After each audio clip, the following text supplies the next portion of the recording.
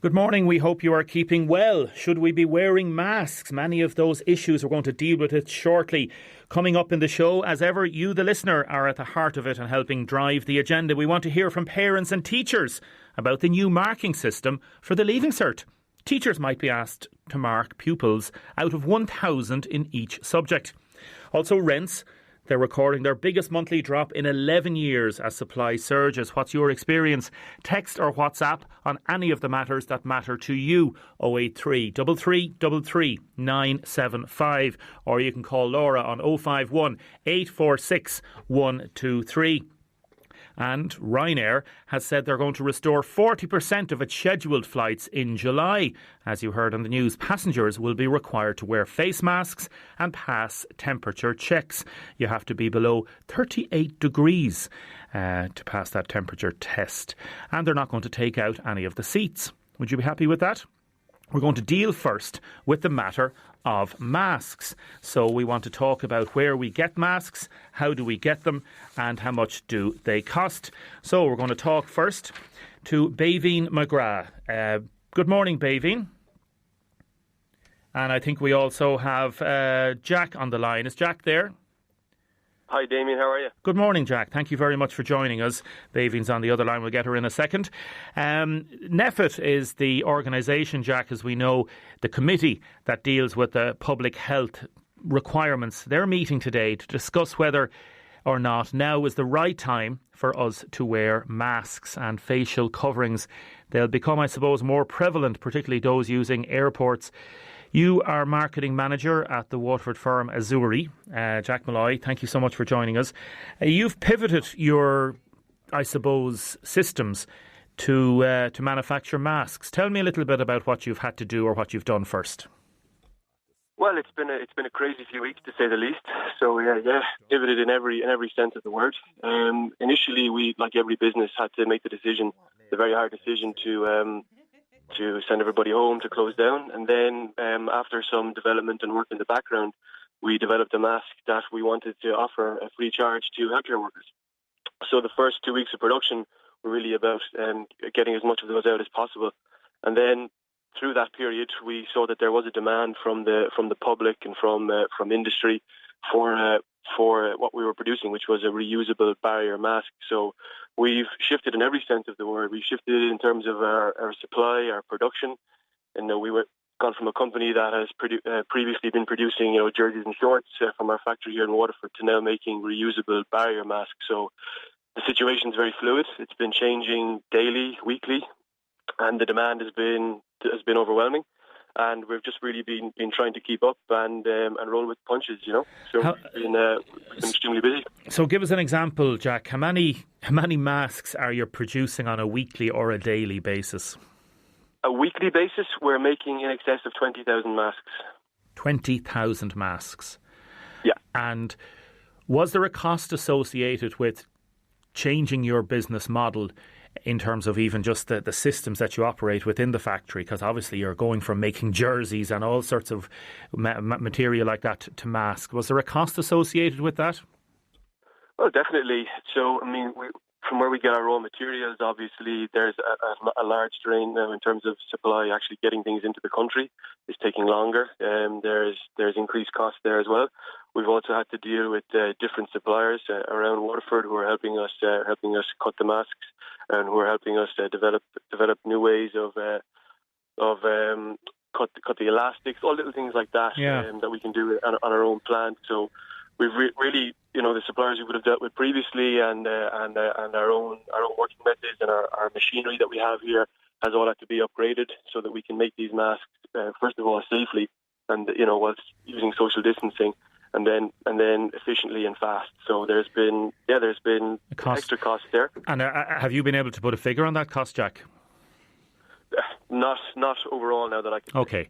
And the government, have they given you any money towards that, or is that just something that you've had to absorb at the time being and maybe look back? We got the same support from the government as anybody. When we first kind of came back at this, we didn't know, like anybody, we didn't know where it was going to go, where if there was going to be a serious demand, how much we could make, because we hadn't done this before. So like every business, we had the support from the government where we've gotten the 70% back. So we've gotten through that period. We're now back at 95%, and in terms of our staff. So we're operating completely on our own now. We're back. We're not making sports, but we are kind of self-sufficient now as a business again. And you're advertising these masks for sale now. So can individuals buy them or companies buy them, or how are you trying to transfer that manufacturing process into a new sales process? So there's three main areas where we're supplying the masks. So as I said, the first one is we were supplying them free of charge to frontline healthcare workers. We're still doing that. So we set up a GoFundMe page. That's where the support has been overwhelming, and we use the donations there to make masks for frontline healthcare workers. So nursing homes, nurses, hospitals, anybody who comes in contact where we can supply them, we'll continue to do that. Secondly, we've made them available to the general public, and they can order the masks online in packs of 10, and that's for €49. And then we also make the masks for any company who's trying to get back to work, who's trying to plan ahead. We've produced large volumes of masks for those as well. Okay, and these are in the southeast and all of the country. Yeah, and these are masks that are one-use only masks, are they? No, they're reusable. They're completely reusable. Completely reusable. With them. Okay, yeah, exactly. So if somebody, just very simply, because this is a whole new system now that's going to come into play, and people will talk about it, how it's going to become maybe the public norm that people are going to wear masks, and it might even come a time, Jack, that you might be shunned if you're not wearing a mask. So tell me, if somebody wants to buy these masks, like on average, how much should they be paying? Because is there a possibility that unscrupulous dealers somewhere around the line, you might get a street hawker saying, do you want to buy your mask 5 for 20, or what they'd be saying? Like, is there is there going to be a black market for masks? I don't know that there'll be a black market for masks, but I think that there are certainly people out there who have supply of masks who are being opportunistic in their prices, who would have had large supplies of them before and are now using the COVID situation to really kind of to make their fortune. As I said, we've started this as a social initiative, giving them out for free. So what I would say to people who are buying masks is to just ask the right questions, ask about the specification, the standard, what it does, and is it reusable, is it not reusable? There's simple questions you can ask, and if people can't give you a direct answer, well then just be careful what you're buying. But you should always just ask the right questions, What's your own view about it? Like a texter has just texted in, Mary, saying, why now, 9 weeks into this, are we now being told that we might have to wear masks? Hand touching or handling is far more important than masks. If people do their proper hand hygiene, they won't have to wear a mask. What's your view about it in terms of looking at the systems in place? Do you think the government might have had a worry that if they told everybody 9 weeks ago to wear masks, that we would have run out of masks? I think they're in a difficult situation because I don't think that there was anybody domestically supplying masks. So, if they were to, I can't speak to their decision-making process, but to announce that everybody has to wear a mask without any domestic supply might have caused chaos, Yes. So, and the main thing was to have sorry for interrupting, the main thing was to have the healthcare workers with the masks. So that was the important. You can't do too much too fast, and really they had to obviously prioritise. That's why we started as well. Just wanted to supply the healthcare workers, and now we're trying to do a bit of everything.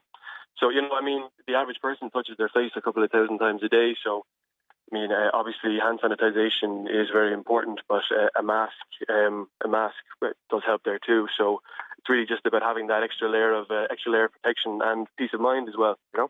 Yes, it really is. Yeah, we'll see how it goes. So, can people just like another issue? Persons just texted in. Again, it's a business that you're running yourself, and the government may well be supplying masks. We don't know if Ryanair is going to give masks for free for people getting on flights. But a texter, how can a person on social welfare afford €49 for a mask? Says Una. What would you have to say to Una on that, Jack? Well, I would say to get in touch with us. We're taking orders over the phone. We're not in the business of turning people away. I would just say to get in touch. Very good. We obviously we started this as a social initiative where we're not in the business of trying to. We wanted to make an impact. We wanted to flatten the curve. Yes, and that's still our interest as well. This isn't just about turning people away and just trying to make masks. We obviously want to help wherever we can. So to those people, I would just say to get in touch with us. Okay. And we'll do what we can. We're still giving out masks for free. So it's mainly to the frontline healthcare workers, but we've obviously made exceptions here and there. So the people who need masks, who can't afford them, I would just say to get in touch with us. But you still have to make have to make money and make profits, so you don't want to be giving too many things away for free.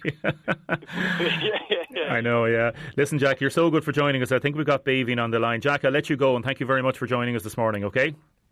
Thanks a million, David. Thanks very much, Jack Malloy. Baveen, are you on the line there? I'm here, Damien. Thanks. We'll see how the quality of the phone line is. Just make sure you're in a good area there. Thank you so much for joining us. I know you're very busy. You make linen and wool clothes from your shop on the Quay, and you've now been inundated with demand for your linen masks. Tell us about it, please. Yeah, that's it. So I have, like you said, a shop on the Quay, and so I sell all different kinds of Irish design and my own kind of linen clothing. And so I have a stock of linen fabric, and over the last few weeks, obviously, I've noticed that people have started wearing masks, and there's definitely a demand for them. So my mum was like, why don't we start, trying to get a few together and start making the masks. There was a delay on getting the elastic then. So the elastic finally came through on Friday, and I put it up on my website on Friday evening. And I had set the inventory to 200 masks, and they sold out within about 3 hours. I thought I'd be grand with 200 over a week or so that I could get through them. But so I've been stitching away ever since. Wow. And what is the demand like, or what are people saying, or how much are they costing? So they are €10 and €2 of that is being donated to charity. So the 200 that I sold on Friday, I donated 400 to Pieta House, because of course the Darkness into Light was supposed to have happened on Saturday, but that couldn't go ahead this year. So I figured they needed all the help that they could get. So so €2. I'm hoping to put out another batch now this weekend once I get through these ones, and I'm going to donate the €2 from the next batch to the Solace. And how long does it take you to make just one mask? Well, I'm doing them in batches, in that I'll cut for a few hours and then I'll stitch for a few hours. But in and around probably about 15 to 20 minutes to kind of get it stitched up. Okay, so have you worked out what your margins might be in terms of profit and making this into a profitable business? Yeah, to be honest, there won't be that much profit at all, because obviously it's all Irish linen, so the linen is expensive. And then there's obviously VAT, 23% VAT on top of that. But I was trying to do them as affordable as possible, really. I didn't want to kind of take advantage of people, and that was it really. I figure I'm at home just trying to keep things going, And I know your shop, and it's called Baveen's, has a very good reputation on the Quay, and fair play to you for doing this.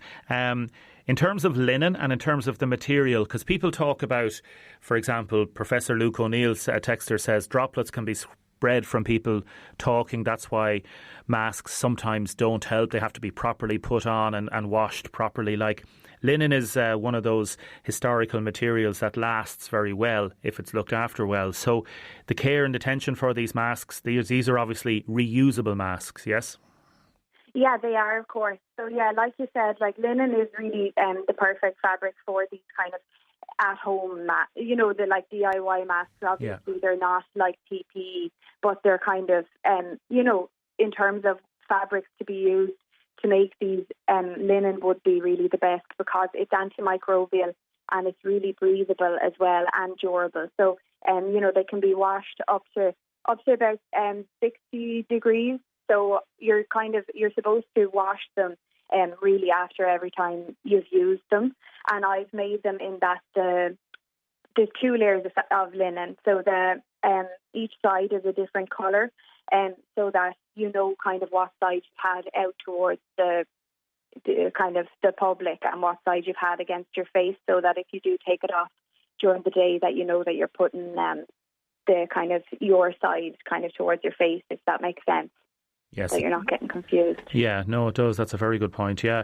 What do you think, Baveen? Like a couple of people texting into our WhatsApp 083 3333 975, they say if you look at many countries in Asia, masks wearing seems to have a better outcome, and it's quite normal and acceptable. And in some places, as I say, you can be kind of looked on disparagingly if you don't wear a mask. Do you think it's going to become a big thing?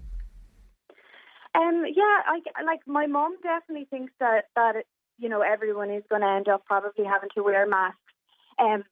So I feel you're more likely to, you're obviously not touching your face as much, and they say that there's probably about it's kind of a 50% benefit kind of them from wearing these kind of masks, as opposed to the PPE ones would obviously be a lot higher, but they're definitely better than nothing.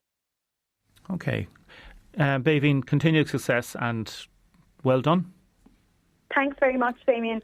Thank you very much. Good to talk to you, Baveen. Really good to talk to you there. Baveen McGrath making linen and wool masks at from her shop on the Quay in Waterford, as you heard there. So very interesting what's happening. Very interesting. What do you think? Do you think masks are the way to go?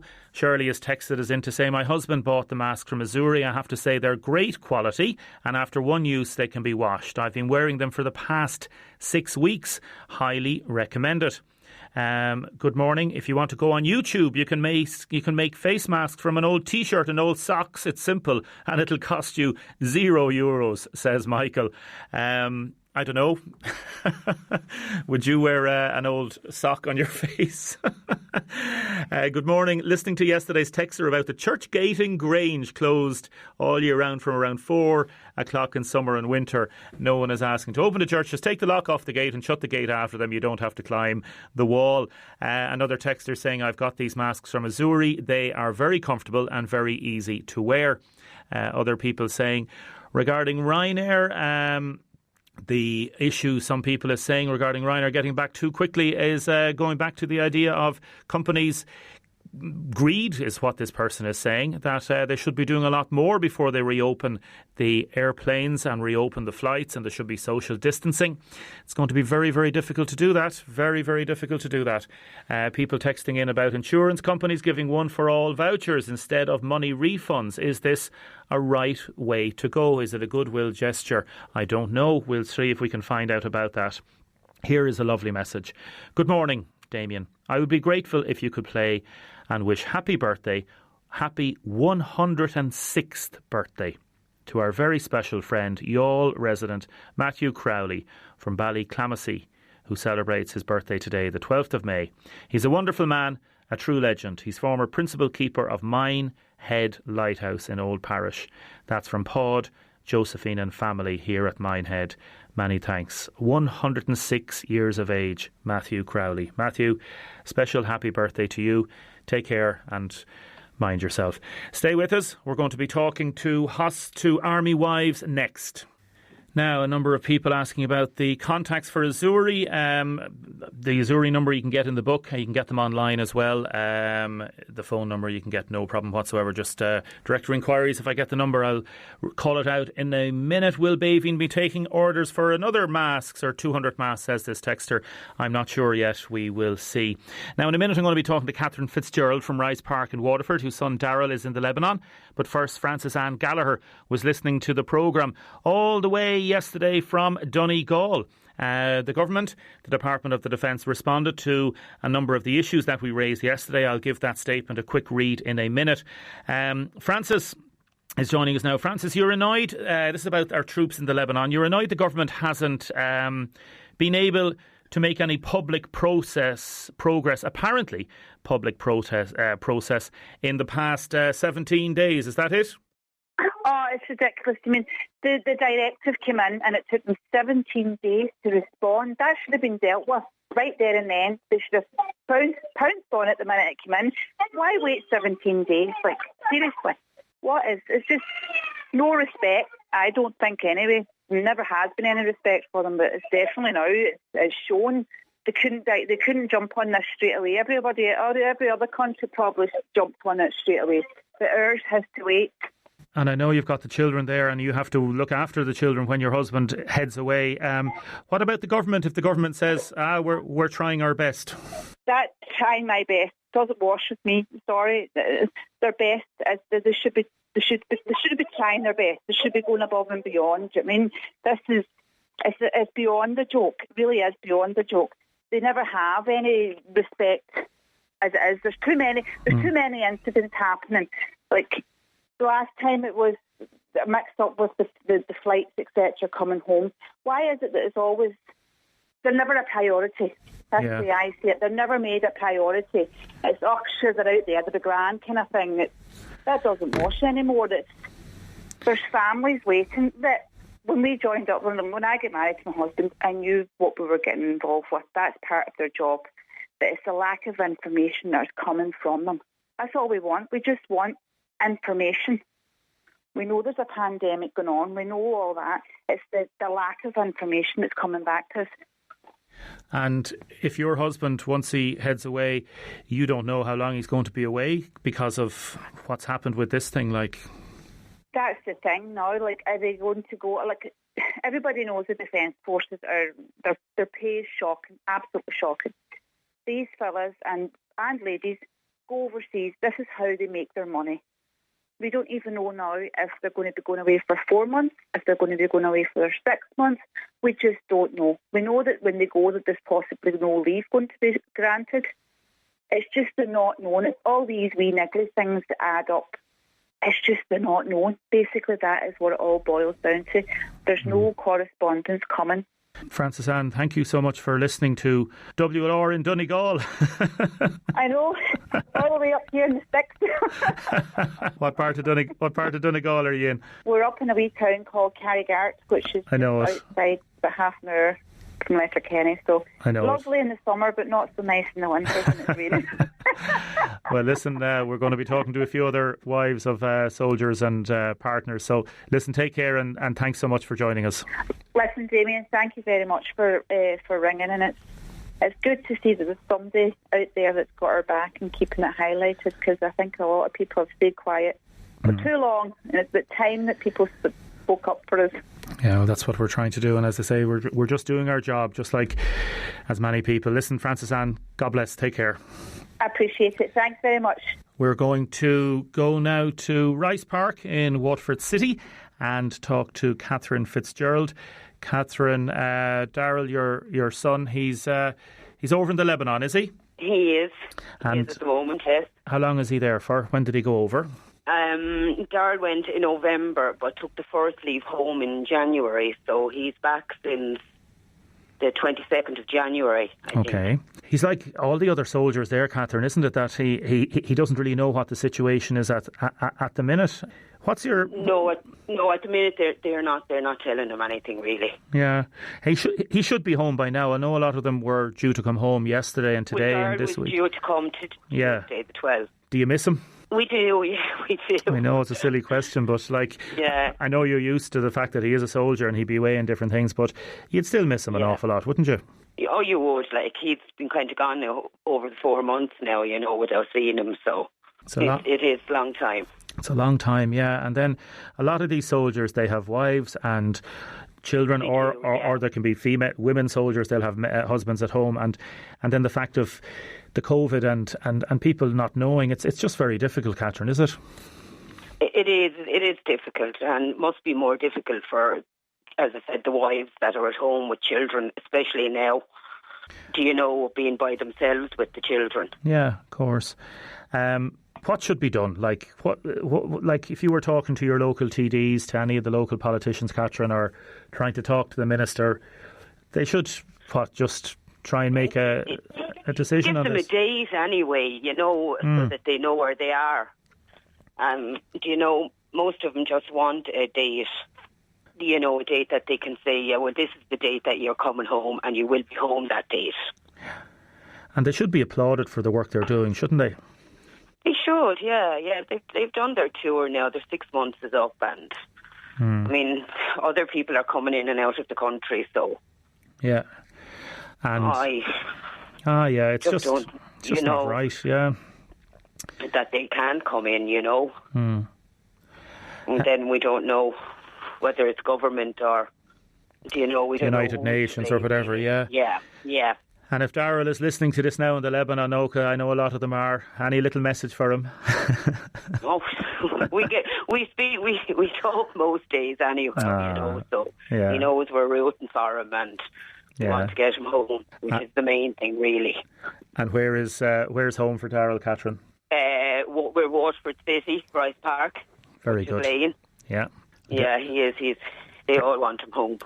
Catherine, you mind yourself and take care, and thanks very much for taking the call this morning. The government is continuing, it says, to try to find out when Irish peacekeepers might be coming home. A spokesperson for Minister Paul Kehoe, he issued a statement yesterday after we did our piece on WLR on the programme, and he says, the Minister, on behalf of the entire department organisation, is deeply conscious of the anxiety and worry being experienced by Defence Force personnel deployed to UNIFIL, as well as their loved ones back home. There's been a huge amount of work going on behind the scenes in liaison with the UN in order to secure the safe return of these personnel as soon as possible. However, this is a hugely complex and logistical situation, says the statement. The military authorities have confirmed that personnel deployed in UNIFIL are being fully briefed by their commanders on an ongoing basis in the mission area. As soon as there's any developments, they'll be brought first to the personnel affected and their families. Minister Kehoe will, of course, endeavour to speak to the listeners of Deise today, as he always is happy to do so, however, and hopefully in the very near future. A text in to 083 3333 975 and a caller to 051 846 123 saying, we still have no contact with what's going on. My son is in the Lebanon now and is due to get married in September. As if the pandemic isn't stressful enough, his fiancée is here trying to sort out everything and not knowing when he'll be home. It would drive you to drink. Stay with us. Next. A former UNIFIL soldier has texted in to say that some of those that get promoted to the top level of the army are government people and they're yes men, and this is one of the issues that is very difficult that has to be dealt with. Others texting about masks. Carmel says, got my 10-pack delivered to my home. A great service from Carmel. The government would obviously disagree with that soldier and would say no, not at all. It's all based on merit. Now, speaking on basing your views about life, a lot of people in the last while have, obviously they're not going to the pub, so they're drinking at home. A report from the CSO, that's the Central Statistics Office, in recent days has found that 21% of men and 23% of women have increased their alcohol intake during the pandemic.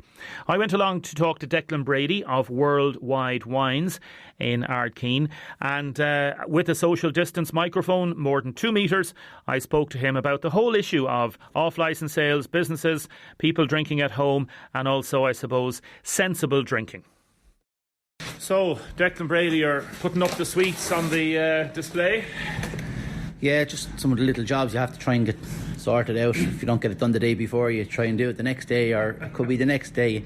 We've been fortunate that 10, 11 days ago, one of our members of staff came back to us, and then 5 days ago, another one came back to us. We're hoping to get another one back in for next week.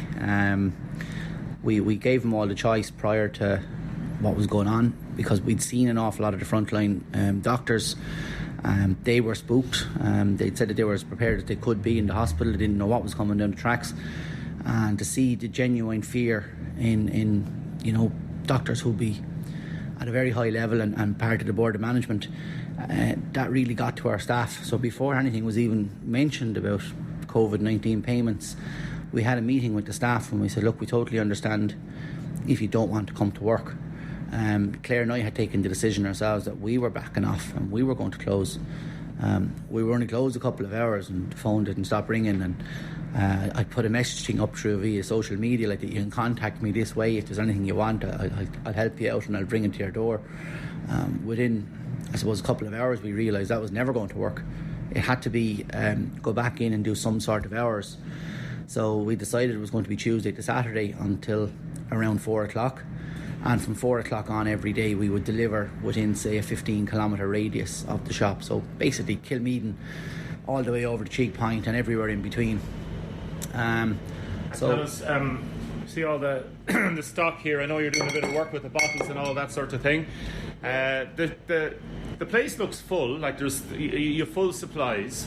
Yeah, we'd have a couple of supply issues. A lot of stock coming out of France of late has been very slow to come into us. One of our best-selling beers, well, I suppose it's hard to put it into a category, but it's been discontinued. I don't know, is there an outbreak at the plant? But it's that Duff beer, no? No, it's actually a ginger beer. It was the one kind of positive outlook on our website. We were selling cases and cases and cases of this stuff a week online, and we were given information yesterday that plant is shut down and there's no guarantee when it will reopen again. We've had plenty of spirits out. I mean, we'd be a treasure trove for the likes of anyone who collects spirits. To be an awful lot of mixologists would be regulars in our shop. A mixologist? Yeah, the guys who would be making your proper cocktails. We'd have an awful lot of home experts as well, I suppose, but we would have a huge amount of people from in the hospitality sector who would come in. You get the unusual liqueur or bitter. You know, we don't just carry the mainstream stock. We've always pushed it out a little bit more. Go over there now at a 2 metre distance and show me the most expensive bottle you have. You'll have to come into the vault. Well, now I'll do it at a distance here. Yeah. There is an awful lot of affordability in the vault as well, but there's quite a bit of unique stock in here at the moment. So we've got the likes of a Green Spot single cask at €850. It's a one-off kind of gift. It's not really going to. It's where the auction prices are setting at that kind of whiskey at the moment. We would have the full selection of Dingle stock as well. They're all kind of in excess of €300, all rare and collectibles. We during this breakout we took a bit of a mad gamble at Christmas time. If you see up on the left, there's an awful lot of those skulls, seem tequilas. So we took in these tequilas. They're kind of an Aztec tribe, individually hand paint all those bottles, and money goes back to the tribe. But there was a limited range of bottles that were produced, and it took over 14,000 individual beads, all applied by hand, to make and create this skull and the style of it. And that bottle is actually currently with an international freight company waiting to be shipped to America. They're €85. No, that was just shy of €1,000. But the same bottle in America, you'd pay about $1,800 for it. Wow. So, you know, it was stock that came into Europe. I suppose the distributor was probably sitting on it, didn't know what to do with it, and we took a little bit of a punt and said, sure, go on for the crack. We'll take it along with the others. So we had the full set of these exclusive tequilas. So they kind of look like somebody going out or coming home around 3 or 4 o'clock in the morning. They're the kind of product that looks kind of, you know, that goth kind of funky style. You know, I mean, we'd sell the vodka that's famous for being Dan Aykroyd's skull, and we've seen that in many a salon and place with as a bottle, as your water spray bottle. So things like that, yeah. On a serious note, we'll come back out of the vault here now. Again, maintain the social distance.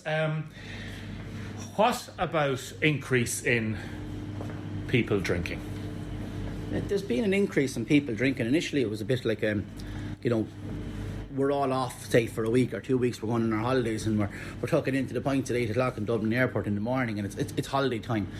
And that slowly came back to being that people were now starting to move towards Thursday would be a little bit of a pickup, and Friday, Saturday would be good days. People are very much aware of what they were drinking. You know, we were seeing people in once a week. We weren't seeing people in every day. We would rather see our customers 2 or 3 times a week rather than kind of mass volumes and then kind of only see them once every 6 months. So we were seeing people coming in. They were buying their regular few bits and pieces. But yeah, is there a huge amount of increase? And there has been. The weather has helped. Are we up significantly? We would be up somewhat. We've lost all our wholesale business, which was something that we worked very hard on the last number of years. Explain that. So we were looking after a lot of little restaurants and bars and stuff like that with products. We were able to give them individual items. We were able to give them small quantities rather than having to buy a dozen bottles of a Chateauneuf de Pop or a classic Bordeaux. We could give them one bottle or two bottles, and their list would look really good. We'd worked really hard on working on that list over the years and handpicked who we wanted to deal with. We didn't really jump in deep into it and kind of get ourselves caught out. So that had built up to about 20% of the business. So initially when this all kicked off, after about a week, I could see it wasn't mad here. I was scared for the future because I even rang our landlord and I needed to talk to him. I said, look, you're going to have to come and talk to us about this. We don't know, will this wholesale business ever come back? The outstanding monies, will that ever get paid? And in fair play to all of them, they've all been in touch, and as I said, we did handpick who we wanted. We really were keen on that sort of style, so fair play to all those there. They want to get on board, and we've given them credit terms like for whatever length of time. If it takes a year to get it sorted, well, look, that's life, that's what it is. Let's all hope we can all get open and trade again. So that was very, very difficult at the start for us, and trying to do reduced hours, yet the reduced hours was, my average week for the 5 days was realistically 60 plus hours. I found that I was coming in on a Sunday. It was a blessing when we managed to get, as I said, Linda came back to us there about 10 or 11 days ago, and that lightened the load, and Sean came back into us there last week. So we've slowly started kind of making life a little bit easier for ourselves. We're still offering the free delivery service, which was a big hit at the start. There was a huge amount of people cocooning. People were very scared, and it was a no contact delivery service. We would literally drop it on their doorstep, ring the doorbell and walk away. And did you notice people again drinking a lot more at home? If people are at home, are some people drinking maybe 7 nights a week? I suppose it's a hard one to answer. I would often look at maybe alcohol as being sometimes a trigger. People say to me, you'd hardly have a half one every night. And I said, look, if that's the release, if that's a trigger, you can just go home and be a better person. But we're certainly not getting the person who's coming in and buying, say, 8 cans a day, 7 days a week. That's more of a supermarket thing. Possibly, I don't know. And it's something that we'd be very aware of. We're not seeing customers coming in once a week and buying a dozen bottles of wine. As I said, we're still seeing people coming in, hand-picking a couple of nice bottles, iconic products or something. We found people have upgraded. They're not buying necessarily the budget range. They're, I suppose, maybe the whole thing with the restaurants that people are cooking at home. There's not as many takeaway options, so people are experimenting. They are cooking more. You see that with all the posts out there from all the butchers and the various other people. So they're spending a few extra bob on a bottle of wine, so they might have spent €15 previously. They might be looking at spending 20 now. Well, we would have been wicked strong kind of in over here in the Italian section now. In the 10 to about €20 would have been our real strong forte in the business. Had to again differentiate ourselves from where others were in a race to the bottom. As I said to people, it's very easy to sell cheap wine. It's a different thing altogether to get good wine and sell it cheap or affordable. So it's easy to buy the cheapest stuff in the world. It's not quality. We have to put our name to it. Between Claire, myself and the staff, we actually go and sample. Pretty much every bottle of wine in the shop will be tasted within about an 18-month period. So that kind of keeps us fresh in our minds. We know what we're buying. We know what's strong. It kills our website because our website is not live to the shop floor. So things that could be on the website are not necessarily going to be on the shop, because we went off and we saw a better Primitivo, or we saw a better Suave, or a Rioja that was once a superstar for us. And the winemakers decided he's changed his techniques, and that would hurt you, because we like their bit of oak, we like the quality shown through, and they tell you it's a new technique. And in fairness, it's just it's a cost-cutting exercise. So we're fairly privy on that, and we like to think that the wool is never pulled over our eyes. Non-alcoholic beers, non-alcoholic wines, anything being sold at all? Yeah, there's a nice bit of non-alcoholic wine being sold along with the beers. That realistically has started kicking off in the last 3 weeks. We have seen a huge amount of non-alcoholic beer gone out in the last, I suppose, 10 or 12 days. Yeah, as I said, I think people are getting fed up. People are getting very anxious. There's nothing but bad news coming down the line. We're told that we're going back into a recession. I think most Waterford people will agree that we never really climbed out of the recession full on. So, are we probably going back somewhere, I think, maybe to around 2016? I don't think we're going to go back to 2009. And it's still very relevant in my mindset and in the gauge, where we are with figures. You're looking at it and going, if we ever go back to that level again, it's going to be it'll be the end for an awful lot of us, because we won't survive in Waterford especially. From a vintner's perspective, your family is steeped in the trade, the history of it. We've spoken about returning of pubs. Yeah. How difficult is it going to be for publicans? I suppose on a daily basis I talk either my sister Mary or my brother Philip, and both of them are publicans, and I suppose I can't get away from talking to my parents either, ex-Republicans. It's going to be very hard. It's going to have there's going to have to be a vaccine created. We have so many customers coming in here and they say, I can't wait to have a large bottle at the counter in the pub again. And I'd say to them, I can't see you sitting at the counter for a long time. Because of the social distancing, it's going to feel very, very odd. It's going to be like the guy who goes into the pub on a Tuesday at 10:30 in the morning, and he's the only one sitting at the counter for the day, because that's probably what he liked to do, read the paper and just his little stretch. But going back in the evening times, it's going to be quite difficult. Even going to and from the toilets, I mean, you could put hand sanitising stations every 10 yards. That's going to be difficult. Putting live music on, that's going to be difficult. The whole industry as we know it is going to change. There won't be any madness. There won't be able to... You'll still be probably texting your friends more than you will be talking to them. I think that goes on a lot anyway. I'm just concerned. I can see it in my family. I can see it with Mary. I can see it with Philip.